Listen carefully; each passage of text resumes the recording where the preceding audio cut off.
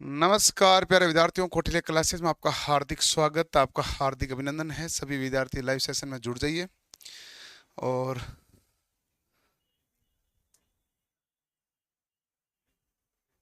कटे मैं जी आज इंडिया है, मैं जी को बोल दो। चलो, मैग्नेटिज्म का मतलब हो गया चुंबकत्व। मैग्नेटिज्म का मतलब क्या हो गया भाई? तो मैग्नेटिज्म का मतलब हो गया चुंबकत्व। ओके जी।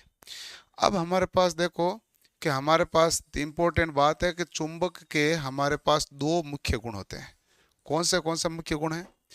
पहला मुख्य गुण है स्वतंत्र रूप से लटकाने पर उत्तर दक्षिण दिशा में ठहरना। पहला है स्वतंत्र रूप से लटकाने पर उत्तर दक्षिण दिशा में ठहरना, ये होता है चुंबक का गुण। दूसरा होता है लोहे के कणों को अपनी तरफ आकर्षित करना। लोहे के कणों को अपनी तरफ आकर्षित करना तथा लोहे के कणों को अपनी तरफ आकर्षित करना और स्वतंत्र रूप से लटकाने पर उत्तर दक्षिण दिशा में ठहरना, यही हुआ। चलो जी, अब हमारे पास बताओ इसकी उत्पत्ति हमारे पास कैसे हुई? मैग्नेटाइट से हुई। और इसका सूत्र क्या होता है? Fe3O4। जो हमारे पास एक मैग्नीशियम नामक स्थान पर बेडोल पत्थर प्राप्त हुआ, उसे हमने क्या कहा? मैग्नेट कहा। और मैग्नेट हमारे पास है जो दिशा सूचक यंत्र रूप में पुराने टाइम में जो काम में लिया जाता था उसे लोड स्टोन कहते थे, जो नाविक काम में लेते थे। जब नाव लेके चले गए समुद्र में तो दिशा भटक जाते थे, तो दिशा पता करने के लिए लोड स्टोन का प्रयोग किया जाता था। आजकल हम दिशा सूचक यंत्र के रूप में किसका प्रयोग करते हैं? तो दिशा सूचक यंत्र के रूप में कंपास का प्रयोग करते हैं। किसका प्रयोग करते हैं भाई? तो आप कहेंगे सर दिशा सूचक यंत्र के रूप में हम कंपास का प्रयोग करते हैं। किसका प्रयोग करते हैं भाई? कंपास का प्रयोग करते हैं। तो दिशा सूचक यंत्र के रूप में कंपास का प्रयोग करते हैं। ठीक बात है। अब हमारे पास आता है दूसरा कृत्रिम चुंबक। क्या है भाई? कृत्रिम चुंबक। कृत्रिम चुंबक हमारे पास होता है दो प्रकार का। एक होता है स्थायी चुंबक, दूसरी होती है अस्थायी चुंबक। एक स्थायी है और दूसरे हमारे पास अस्थायी चुंबक है। स्थायी चुंबक क्या होती है? जो हमारे पास इस्पात से बनी हुई है। स्थायी चुंबक हमारे पास किससे निर्मित होती है भाई? इस्पात से। जो स्टील से बनी है वो स्थायी चुंबक है। जो मिश्र धातु होती है, एक होती है एल्निको की, एक होती है एल्कोनेक्स की। एक होती है एल्निको, दूसरा होता है एल्कोनेक्स। ठीक है। और इसकी चुंबकशीलता का मान क्या होता है? आप कहेंगे भाई इसकी चुंबकशीलता का मान हमारे पास कम ही होता है। चुंबकशीलता का मान क्या होता है? कम होता है। चुंबक के ध्रुव व मान सदैव क्या रहते हैं भाई? चुंबक के ध्रुव व मान सदैव ही हमारे पास निश्चित रहते हैं। इसका उपयोग door closer, loud speaker, dynamo और दिशा सूचक के रूप में करते हैं। Loud speaker, door closer, dynamo और दिशा सूचक रूप में इसका उपयोग किया जाता है स्थायी चुंबक का। स्थायी चुंबक की चुंबकशीलता कम होती है। चुंबक के ध्रुव और मान कभी भी बदल नहीं सकते क्योंकि स्थिर होते हैं। ये परिवर्तन करना पॉसिबल नहीं है। तो ये हमारे पास किससे निर्मित होती है? तो आप कहेंगे इस्पात से निर्मित होती है। मिश्र धातु हमारे पास दो चीजों की बनी होती है, एक होती है एल्निको और दूसरा होता है एल्कोनेक्स। ठीक है। मिश्र धातु दो चीजों की बनी है, एक एल्निको, दूसरा एल्कोनेक्स। एल्निको यानी एल्यूमिनियम निकल कोबाल्ट और इसके साथ लोहे की मात्रा हो जाती है एल्कोनेक्स। वैसे इस्पात का स्थायी चुंबक रूप में काम में लेते हैं। जो अस्थायी चुंबक है वो हमारे पास किसका बना होता है? तो आप कहेंगे सर अस्थायी चुंबक है जो हमारे पास नरम लोहे का बना हुआ है। किसका बना हुआ है? नरम लोहे का। इसका अन्य नाम क्या है? तो आप कहेंगे इससे अन्य नाम है जो विद्युत चुंबक भी कहते हैं। इसको अन्य किस नाम से जाना जाता है? विद्युत चुंबक भी कहते हैं। धारा की दिशा परिवर्तन करके ध्रुवों को बदला जा सकता है। ये क्या कर सकता है? धारा की दिशा परिवर्तन करके ध्रुवों को बदला जा सकता है, वो अस्थायी चुंबक है। धारा का मान परिवर्तन करने पर चुंबकशीलता परिवर्तित होती है। बताओ भाई क्या होगा? धारा का मान परिवर्तन करने पर चुंबकशीलता परिवर्तित होती है।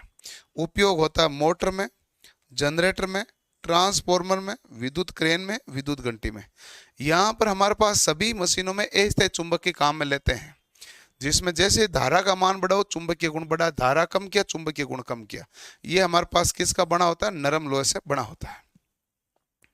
दूसरा हमारे पास है चुंबकीय पदार्थों का वर्गीकरण के बारे में। भाई चुंबकीय पदार्थों का जो वर्गीकरण है ना, ये हमारे पास दो प्रकार का है। एक तो होता है लोहा चुंबकीय पदार्थ, और दूसरा हमारे पास होता है, एक तो हमारे पास कौन सा होता है भाई? लोहा चुंबकीय पदार्थ, और दूसरा हमारे पास जो होता है वो हमारे पास होता है तीन प्रकार, लोहा चुंबकीय पदार्थ, अनुचुंबकीय पदार्थ, प्रतिचुंबकीय पदार्थ, तीन प्रकार का होता है। लोहा चुंबकीय पदार्थ वो कहलाता है जिसको इंग्लिश में कहते हैं फेरोमैग्नेटिक, इंग्लिश का नाम आपको याद ही रखना है, क्या कहते हैं? Ferromagnetic material. वह पदार्थ जिसमें चुंबकीय रेखाएं गुजरती तो है, चुंबकीय रेखा गुजरती है और पदार्थ भी चुंबक की भांति व्यवहार करने लग जाता है। एक पदार्थ एक पदार्थ को चुंबकीय क्षेत्र में रखा, उसमें से चुंबकीय बल रेखा गुजर रही है और पदार्थ भी चुंबक की भांति व्यवहार करने लग जाए तो चुंबक बन गया, तो लोहा चुंबकीय है। कौन सा होता है? लोहा, निकल, कोबाल्ट, ये होता है। इसकी चुंबकशीलता, ससेप्टिबिलिटी का मान 1 से काफी अधिक 1000 तक होता है। ससेप्टेंस होता है ये होता है μr-1, जो हमारे पास क्या कहलाता है? ससेप्टिबिलिटी कहलाता है। क्या कहलाता है? ससेप्टिबिलिटी कहलाता है।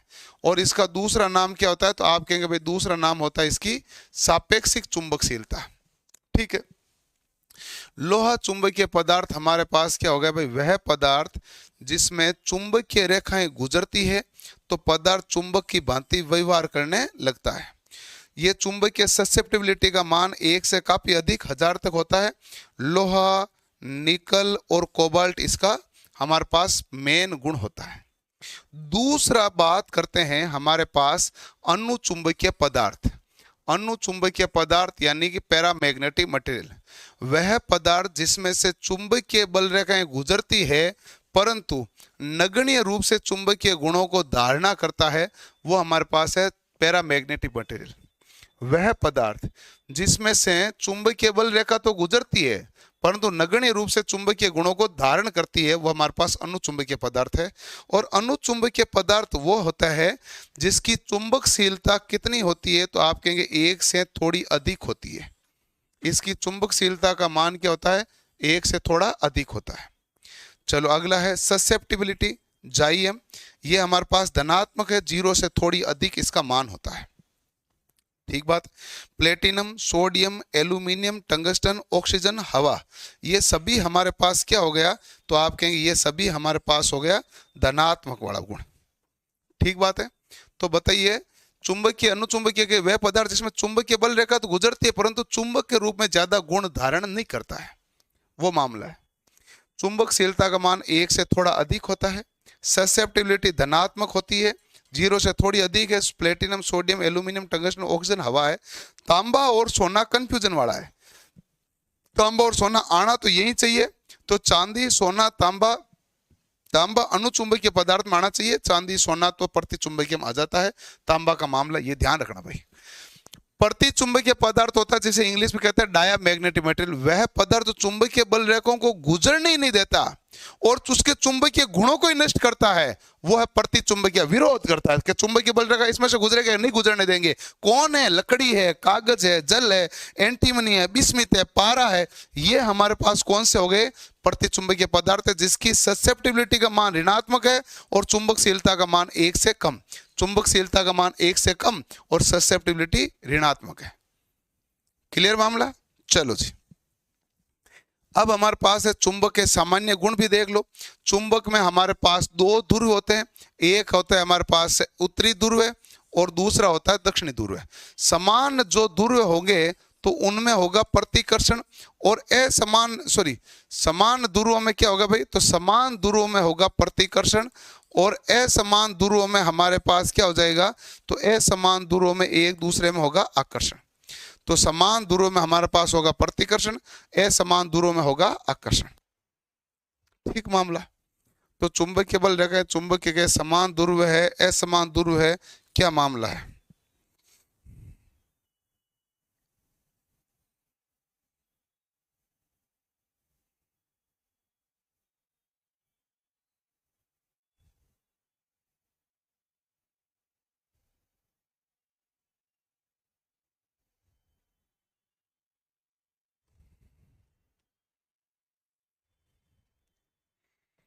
ओके, तो हमारे पास ध्रुव है जो समान है, वो ये हो गए। असमान ध्रुवों में क्या होता है भाई? तो असमान ध्रुवों में आकर्षण, समान ध्रुवों में हो जाता है प्रतिकर्षण। ओके, ये हमारे पास चुंबक है, सामान्य गुणों के अंतर्गत आता है। अब हमारे पास है चुंबक को गिराने पर, पीटने पर, जलाने पर उसका चुंबक तो क्या होता है? नष्ट होता है। चुंबक को गिराने पर, पीटने पर, जलाने पर चुंबक तो क्या होता है? नष्ट होता है। चुंबक के टुकड़े करने पर नए उत्तरी तथा दक्षिणी ध्रुवों का निर्माण हो जाता है। ये ध्यान रखना। चुंबक का निर्माण, चुंबक का निर्माण होता है जैसे चुंबक एक डोमेन में इस प्रकार है, अस्त व्यस्त है। जैसे चुंबकीय बल रेखा इधर से गुजरने लगी तो हमारे पास क्या होगा कि हमारे पास ये उत्तरी से दक्षिणी की तरफ आने लगे, और ये डोमेन में अणुओं की संख्या 10 की घात 18 होती है। ठीक है, चलो अब हमारे पास देखो चुंबकीय बल रेखाओं के बारे में। ये एक उत्तरी ध्रुव है, एक होता है दक्षिणी ध्रुव। उत्तरी ध्रुव और दक्षिणी ध्रुव को मिलाने वाली एक काल्पनिक रेखा है, ये क्या कहलाती है? चुंबकीय अक्ष। उत्तरी ध्रुव और दक्षिणी ध्रुव को मिलाने वाली काल्पनिक रेखा, ध्रुवों को मिलाने वाली काल्पनिक रेखा क्या कहलाएगी? चुंबकीय अक्ष कहलाएगी। और जो चुंबकीय अक्ष है इसको बीचों बीच लंबवत से जो काटा वो कहलाता उदासीन अक्ष। उदासीन अक्ष क्यों गए? क्योंकि दोनों ध्रुवों के सामर्थ्य एक समान है। जितना उत्तरी ध्रुव मजबूत उतना ही दक्षिणी ध्रुव मजबूत है। यहाँ चुंबक है, उत्तरी ध्रुव खींचेगा, यहाँ चुंबक है, दक्षिणी ध्रुव खींचेगा, यहाँ है, दोनों खींचेगा, कुल मिला के ये यहीं रह जाएगा, न उधर जाएगा न इधर जाएगा, ये न्यूट्रल वाला भाग है। ठीक है, तो इसे कहते हैं चुंबकीय उदासीन अक्ष। चुंबक के अंदर, चुंबक के बाहर बल रेखा उत्तर से दक्षिण होती है, चुंबक के अंदर क्या होती है? दक्षिण से उत्तर।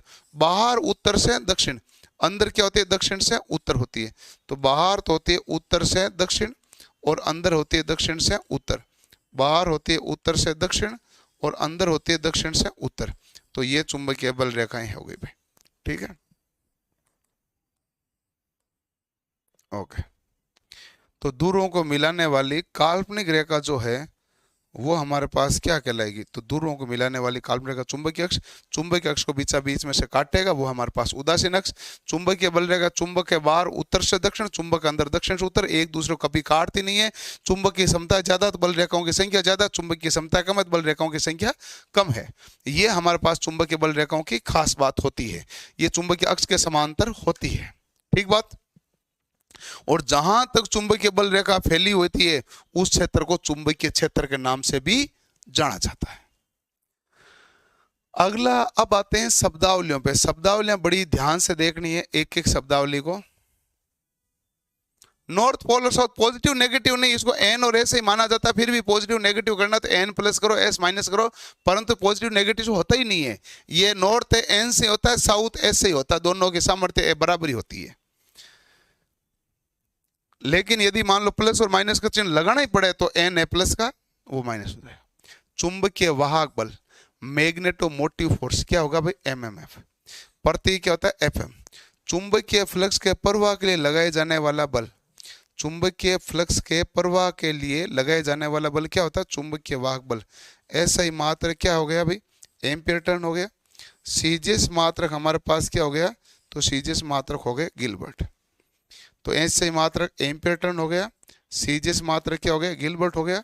ये चुंबकीय फ्लक्स के प्रवाह के लिए लगाए जाने वाला बल है। ये एफ एम बराबर हो गया एन आई गुणा आई। ठीक है, मात्रक क्या होगा भाई? एम्पीयर टर्न है, और एन हमारे पास नंबर ऑफ टर्न होगा, और आई हमारे पास प्रवाहित धारा होगी। मात्रक हमारे पास एम्पीयर टर्न होगा, और एन नंबर ऑफ टर्न है, आई हमारे पास प्रवाहित धारा है। ठीक बात है।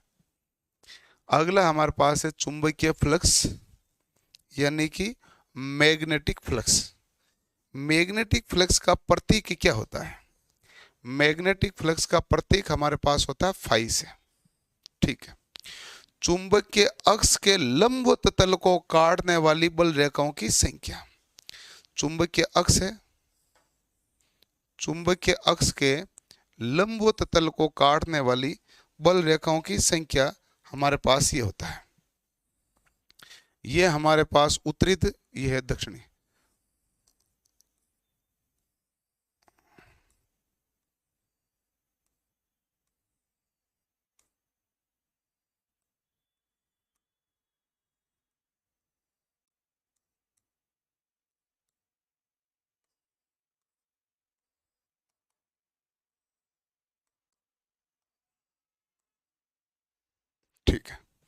तो आपके पास चुंबकीय अक्ष का लंबवतल है ना, ये इसको काटने वाली बल रेखाओं की संख्या हमारे पास क्या कहलाएगी? फ्लक्स।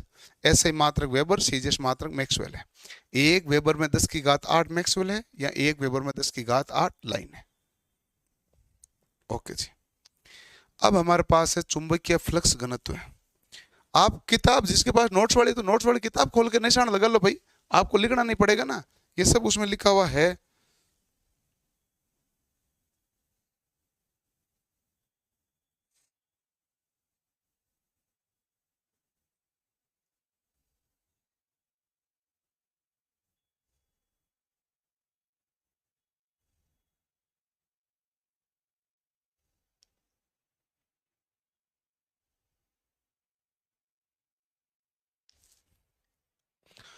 अगला हमारे पास है चुंबकीय फ्लक्स घनत्व, यानी magnetic flux density. Magnetic flux density B बराबर क्या हो जाएगा भाई? तो बी बराबर 5/a। Magnetic flux density B बराबर 5/a। ठीक है। भाई हमारे पास क्या होता है? चुंबकीय फ्लक्स। ए हमारे पास होता है क्षेत्रफल। ठीक है। इकाई क्षेत्रफल में उपस्थित बल रेखाओं की संख्या हमारे पास क्या कहलाती है? चुंबकीय फ्लक्स घनत्व कहलाती है। तो इसका मात्रक क्या होगा? तो आप कहेंगे भाई इसका मात्रक होगा वेबर प्रति मीटर स्क्वायर। इसका मात्रक क्या होगा? वेबर प्रति मीटर स्क्वायर। यहाँ क्या होगा भाई? टेस्ला। और ये वेबर प्रति मीटर स्क्वायर है, इसका ही दूसरा नाम गोस है। 1 टेस्ला बराबर 10 की घात 4 गोस, या 1 गोस बराबर 10 की घात -4 टेस्ला। ठीक है मामला। चलो भाई, अगला सवाल है चुंबकीय क्षेत्र सामर्थ्य, मैग्नेटिक फील्ड स्ट्रेंथ। प्रतीक क्या होता है? एच होता है। इकाई लंबाई पर उत्पन्न कुल चुंबकीय वाहक बल। 1 मीटर लंबाई होती है, उस पर जितना चुंबकीय वाहक बल लगेगा उसे चुंबकीय सामर्थ्य कहते हैं। तो इकाई लंबाई पर उत्पन्न कुल चुंबकीय वाहक बल को चुंबकीय सामर्थ्य कहते हैं। यह होता है हमारे पास H बराबर mmf/L हो गया। H बराबर क्या हो गया भाई? mmf/L हो गया। ठीक है। मात्रक हमारे पास क्या आएगा? तो मात्रक आएगा हमारे पास एम्पियर टर्न प्रति मीटर आएगा। मात्रक क्या आएगा? एम्पियर टर्न प्रति मीटर। इसका प्रतीक क्या है? प्रतीक है H। इकाई लंबाई पर उत्पन्न कुल चुंबकीय वाहक बल हमारे पास क्या कहलाएंगे? तो आप कहेंगे चुंबकीय क्षेत्र सामर्थ्य कहलाएंगे, जहां H बराबर mmf/L है। मात्रक हो जाएगा एम्पियर टर्न प्रति मीटर हो जाएगा। कितना हो जाएगा? एम्पियर टर्न प्रति मीटर हो जाएगा। अगली है चुंबकशीलता। चुंबकशीलता होती है परमिएबिलिटी। परमिएबिलिटी हमारे पास होता है क्या है? म्यू बराबर होता है mu naught into mu R. Mu बराबर क्या होता है? Mu naught into mu R होता है। ठीक है। ओके। म्यू नोट का मान कितना है? तो म्यू नोट का मान है 4 पाई इंटू 10⁻⁻7 हेनरी प्रति मीटर है। म्यू नोट है 4 पाई इंटू 10 की घात -7 हेनरी प्रति मीटर है। हवा या निर्वात की चुंबकशीलता है जो म्यू नोट से डिनोट होती है। ठीक है। निरपेक्ष चुंबकशीलता को निरूपित करती है। भाई किसको निरूपित करती है? निरपेक्ष चुंबकशीलता। निरपेक्ष यानी कि एब्सोल्यूट, निरपेक्ष चुंबकशीलता को निरूपित करती है। सापेक्षिक चुंबकशीलता का मात्रक क्या है? तो सापेक्षिक चुंबकशीलता हो गया म्यू आर। ठीक है। सापेक्षिक चुंबकशीलता म्यू आर है। ये हो गया हमारे पास मात्रकहीन है। हवा या निर्वात में म्यू आर का मान कितना होता है भाई? हवा या निर्वात म्यू आर का मान 1 है। इसका मान 1 से कम, 1 या 1 से अधिक हो सकता है। इसका मान क्या होगा भाई? 1 से कम, 1 या 1 से अधिक हो सकता है। तो ये हमारे पास क्या कहलाएगी? सापेक्षिक चुंबकशीलता। मात्रक कोई है? नहीं, कोई मात्रक नहीं, मात्रकहीन है। हवा या निर्वात में मान कितना होगा? 1।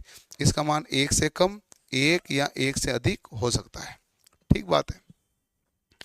अब देखो हमारे पास म्यू बराबर क्या होता है भाई? तो आप कहेंगे सर म्यू बराबर होता है हमारे पास B/H। म्यू बराबर क्या होता है? B/H। तो हमारे पास यही होता है। एक और फॉर्मूला है, एक तो चुंबकशीलता फॉर्मूला ये होता है म्यू बराबर mu naught into mu R. Mu naught क्या होता है भाई? 4 पाई इंटू 10 की घात -7 हेनरी प्रति मीटर होता है। और हवा या निर्वात की चुंबकशीलता है जिसे निरपेक्ष चुंबकशीलता कहते हैं। म्यू आर होती है सापेक्षिक चुंबकशीलता जो मात्रकहीन है। हवा या निर्वात मान कितना? 1। इसका मान 1 से कम, 1 या 1 से अधिक हो सकता है। चुंबकीय फ्लक्स घनत्व व चुंबकीय क्षेत्र सामर्थ्य का अनुपात हमारे पास क्या होगा? चुंबकीय फ्लक्स घनत्व और चुंबकीय क्षेत्र सामर्थ्य का अनुपात हमारे पास होगा म्यू। तो हमारे पास B बराबर म्यू बटा एच है, B बराबर म्यू बटा एच है, ठीक है। तो B बराबर म्यू बटा एच है और म्यू बराबर B बटा एच होता है, ठीक है। हेनरी प्रति मीटर जो है वो हमारे पास क्या होगा भाई? तो हेनरी हमारे पास क्या आएगा? वेबर प्रति मीटर आएगा कि नहीं आएगा? तो आप कहेंगे बिल्कुल वेबर प्रति मीटर आएगा। हेनरी हमारे पास क्या आ जाएगा? वेबर प्रति मीटर आ जाएगा हेनरी। तो ये हो गया भाई, नहीं वेबर प्रति एम्पीयर टन, क्योंकि वेबर प्रति एम्पीयर टन ये आना काट के आया ना, तो यहाँ से आ जाएगा भाई हेनरी होता है। तो वेबर प्रति एम्पीयर टन को क्या कहते हैं? हेनरी कहते हैं। अगला हमारे पास है प्रतिष्ठम यानी रिलेक्टेंस। फ्लक्स के प्रवाह में जो बाधा उत्पन्न करने का गुण होता है उससे ही हम रिलेक्टेंस कहते हैं, यानी प्रतिष्ठम कहते हैं। जैसे हमारे पास विद्युत वाहक बल होता है, चुंबक में एमएमएफ होता है। विद्युत में करंट होता है, चुंबक में फ्लक्स होता है। विद्युत में रेजिस्टेंस होता है या रिलेक्टेंस होता है, या कंडक्टेंस होता है या परमियंस होता है। और रेजिस्टेंस होता है आर बराबर वी बटा ई होता है, ईएमएफ बटा ई। तो ये एमएमएफ बटा फाई हो गया। एमएमएफ का मान एम्पीयर टन प्रति वेबर, तो ये कहलाएगा प्रति हेनरी कहलाएगा। यहाँ एस बराबर L upon mu naught into mu R into A हो गया। तो ये आपके पास सोल्व करिया तो मीटर से मीटर कैंसिल, 1 अपॉन हेनरी, तो प्रति हेनरी इसको कहो, या एम्पीयर टन प्रति वेबर है तो ये भी प्रति हेनरी के बराबर ही आएगा। तो फ्लक्स में बाधा उत्पन्न करने का गुण है रिलेक्टेंस। इंग्लिश का नाम ध्यान रखना, हिंदी का नाम चेंज कर देते हैं, पता नहीं चलता इनका। परमियंस क्या होता है? रिलेक्टेंस का जो व्युत्क्रम होता है ना, उसको ही हम परमियंस बोलते हैं। परमियंस होता है 1 बटा रिलेक्टेंस। परमियंस क्या होता है? 1 बटा रिलेक्टेंस। मात्रक क्या होता है इसका? हेनरी होगा। इसका मात्रक हमारे पास क्या आएगा भाई? तो आप कहेंगे इसका मात्रक हमारे पास आएगा हेनरी, इसका मात्रक होगा भाई, ठीक है। इसका मात्रक कितना होगा? तो आप कहेंगे इसका मात्रक हमारे पास होगा हेनरी होगा, ठीक बात। अगला होता है चुंबकीय बल का नियम, ठीक है। जिस प्रकार गुरुत्वाकर्षण का नियम है, जिस प्रकार आपके पास विद्युत का नियम है, उसी प्रकार इसका भी नियम है चुंबकीय बल का, जिसमें एक हमारे पास m1 है, दूसरा m2 है, और बीच में दूरी हमारे पास क्या हो गई भाई? तो बीच में दूरी हो गई r, ठीक है। तो r है जो हमारे पास m1 m2 है, बीच की दूरी क्या है? r। f बराबर हो गया k m1 m2 बटा r स्क्वायर, ठीक है, ओके। k हमारे पास होता है क्या है? k को हम कहते हैं म्यू अपॉन 4 पाई। k को क्या कहते हैं? म्यू अपॉन 4 पाई। तो ये हमारे पास ये कहेगा गुरुत्वाकर्षण नियम की तरह ही है, ये हमारे पास द्रव्यमान के गुणनफल के समानुपाती है, m1 गुणा m2 है। ये हमारे पास बीच की दूरी के वर्ग के व्युत्क्रमानुपाती है, और f समानुपाती क्या हो गया भाई? म्यू। तो हमारे पास चुंबकशीलता के समानुपाती है। m1 व m2 चुंबकीय ध्रुवों की तीव्रता को रिप्रेजेंट करते हैं, और r ध्रुवों के बीच की दूरी को रिप्रेजेंट करते हैं। r किसको रिप्रेजेंट करते हैं? बीच की दूरी को रिप्रेजेंट करते हैं r।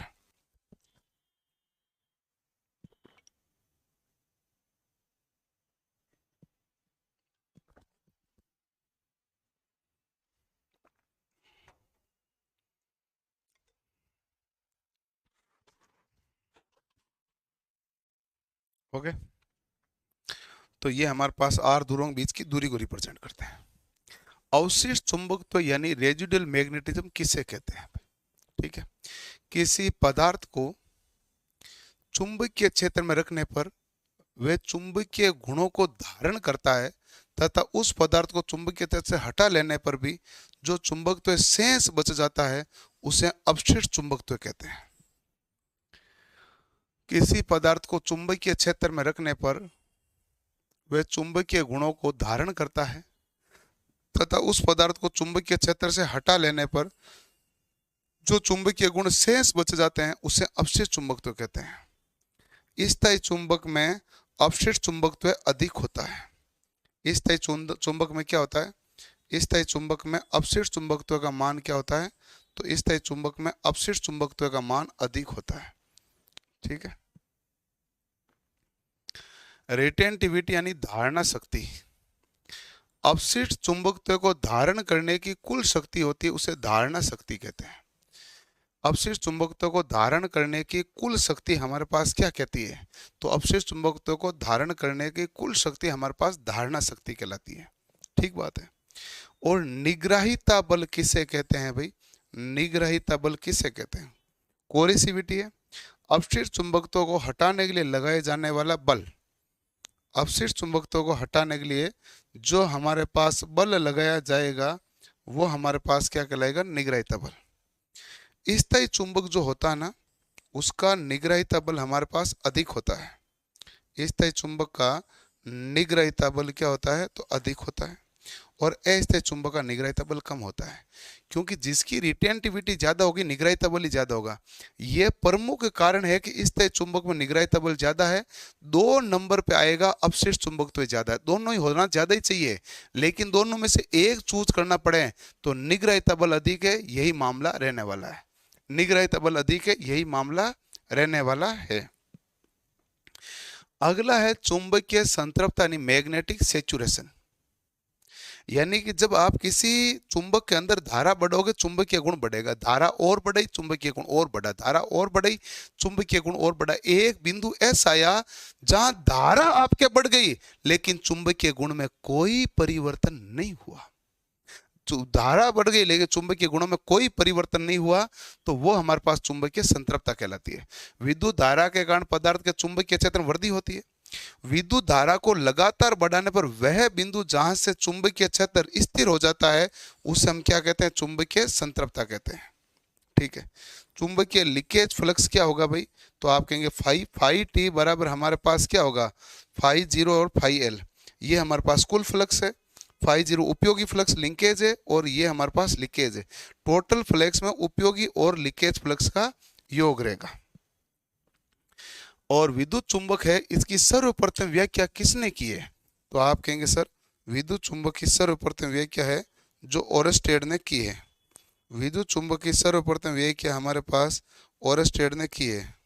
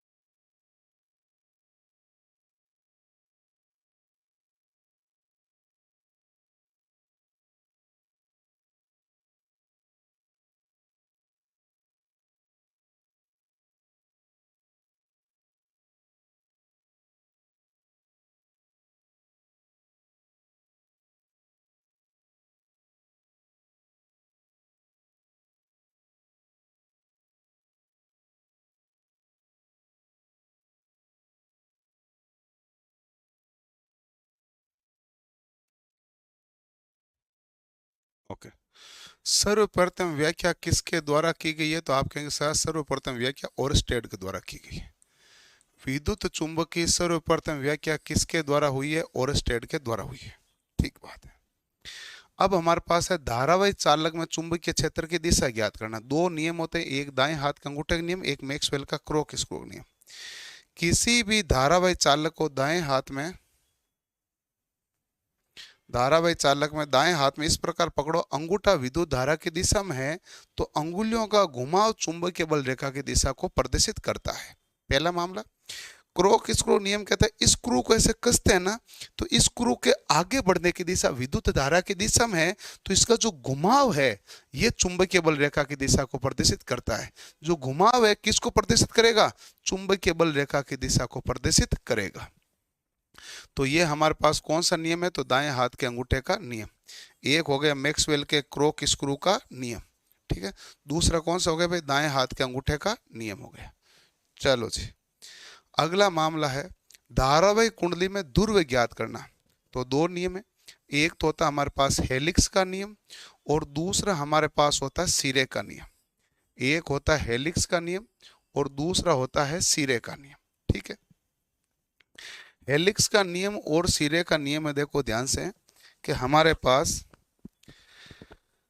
हेलिक्स का नियम क्या कहता है? तो आप कहेंगे सर हेलिक्स का नियम ये कहता है हमारे पास कि यदि किसी धारावाही कुंडली में विद्युत धारा प्रवाहित किया जाए और इसको दाएं हाथ से इस प्रकार पकड़े, अंगुलियों का घुमाव विद्युत धारा की दिशा में है, तो अंगूठा उत्तरी ध्रुव को बताएगा दाएं हाथ के द्वारा।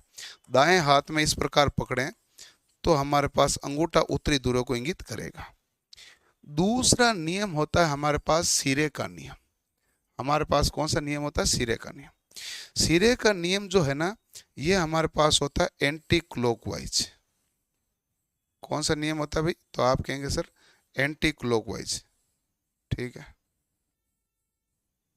ओके। तो एंटी क्लॉकवाइज होता है जिसे हम कहते हैं वामावर्त, ठीक है। एंटी क्लॉकवाइज यानी कि इसे हम क्या कहते हैं? वामावर्त कहते हैं, जिसे हम उत्तरी ध्रुव के द्वारा रिप्रेजेंट किया जाता है। और दूसरा होता है क्लॉकवाइज जिसे हम कहते हैं दक्षिणावर्त। दूसरा हमारे पास क्या होता है? क्लॉकवाइज होता है जिसे हम कहते हैं दक्षिणावर्त, और ये हमारे पास दक्षिणी ध्रुव में रिप्रेजेंट होता है, ठीक है। तो एक होता है उत्तरी, दूसरा होता है दक्षिणी, कोई दिक्कत नहीं, ओके। अब हमारे पास आता है फैराडे के नियम। दो नियम है फैराडे ने दिया, पहला और दूसरा नियम।